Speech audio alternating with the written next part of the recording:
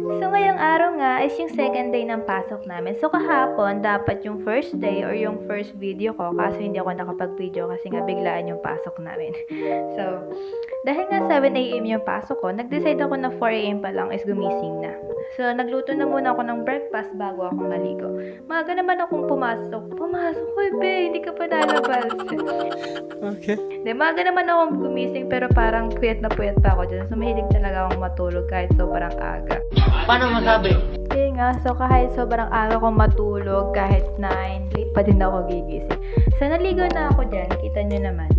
Hoy, bakit kita away? So dahil nga Wednesday ngayon at may PE kami, nag-decide ako na PE na lang yung PE uniform na lang yung suotin ko. So nag-breakfast na ako dyan and after, kinuha ko na yung mga gamit ko.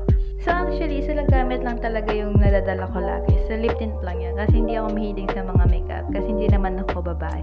Hoy, ano ka pala, hindi ka tao. Yeah, boy. Mukhang maganda na naman tayo. Kaya naman nag-decide na ako na lumabas na kasi 6 a.m. na. My God, malilate na ako. So, ayan, nagsapatos na ako dyan. Then, diba, astig ka. Nice. Outfit check.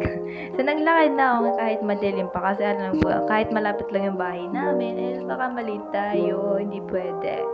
So, medyo punuan talaga kapag ganitong araw, pag Wednesday. Kaya buti naman sinwerte ako. Nakasakay naman tayo at magandang space pa. After nga nan, ayan, nakarating na tayo ng ligtas. So, medyo malayo-layo pa yung lalakarin ko dyan, kaya naman nagmamadali na ako.